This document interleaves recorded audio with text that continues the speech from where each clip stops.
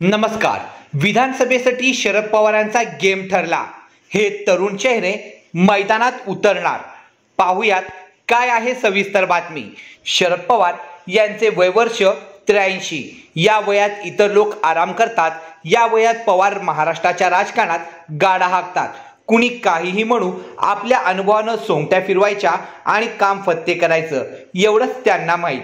आरोप होऊ द्या, पक्षात फाटाफूट होऊ द्यात, शिव्या शाप मिळू द्यात, हा माणूस शांतपणे जे ठरले ते पूर्ण करतच असतो. आता काल सांगलीत त्यांनी विधानसभेचं बिगुल वाजत आपल्या पहिला उमेदवार शिक्कामोर्तब केलं. स्वर्गीय RR आबाच्या मुलाला म्हणजेच रोहित पाटलांना निवडून आणा म्हणत त्यांनी कवठे महाकाळकरांना भावनिक साथ घातली. रोहित पवार हे राष्ट्रवादी शरद पवार गटाचे पहिले उमेदवार ठरले. शरद पवारांना पहिला उमेदवार आणि त्यांचं वय पाहता पवार साहेबांच्या डोक्यात नेमकं काय चाललंय याची कल्पना येते. तुटफुटीनंतर पवार साहेब आता पक्ष नेमका कसा बांधणार याचा अंदाज येतोय. शरद पवारांच्या नव्या पक्षाच्या बांधणीच्या डावपेचांचा आमचा हा स्पेशल रिपोर्ट. रोहित पाटील, तासगाव, कवठे महाकाळचे, फक्त 25 वर्षाचे. काही दिवसापूर्वीच त्यांनी आपला 25वा वाढदिवस साजरा केला.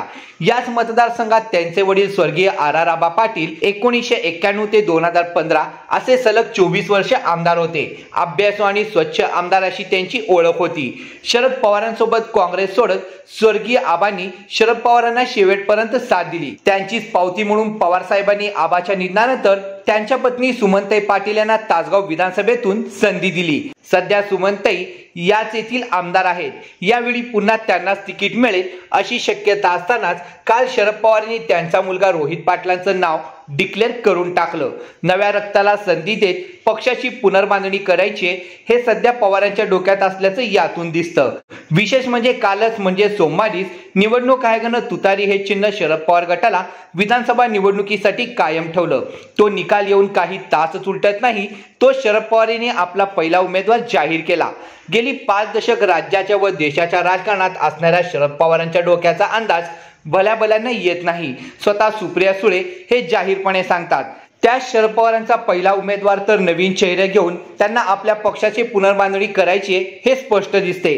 पवार साहेब अगदी 30-40चे युवा चेहरे घेऊन विधानसभेच्या रणांगणात उतरतील ही शक्यता त्यामुळे वाढत चालली आहे. शरद पवार गटातील विद्यमान आमदार पाहिले तर हे सहज लक्षात येते. राहुरीचे आमदार प्राजक्त तनपुरे हे 47 वर्षाचे आहेत. यावेळीही त्यांचं तिकीट फिक्स समजलं जाते. कर्जत जामखेडचे आमदार रोहित पवार हे 38 वर्षाचे आहेत.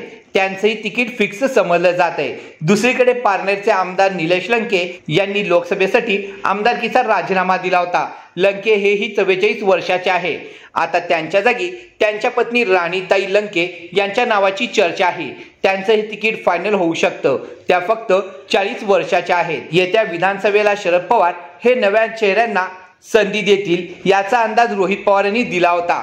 28 जूनला प्रसारमाध्यमांशी बोलताना रोहित पवारांनी अजितदादा गटाचे 22 आमदार आमच्या संपर्कात असल्याचं सांगितलं होतं. मात्र त्यातील फक्त 10 ते 12 आमदारच पवार साहेब घेतील असंही स्पष्ट केलं. आता अजितदादा सोबत गेलेल्या आमदारांचा विचार केला तर 41 पैकी 10 ते 15 आमदार हे 40च्या आतील आहेत.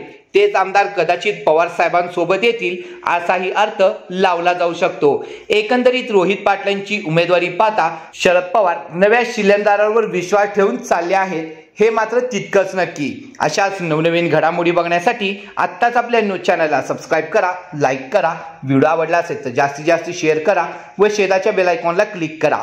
धन्यवाद.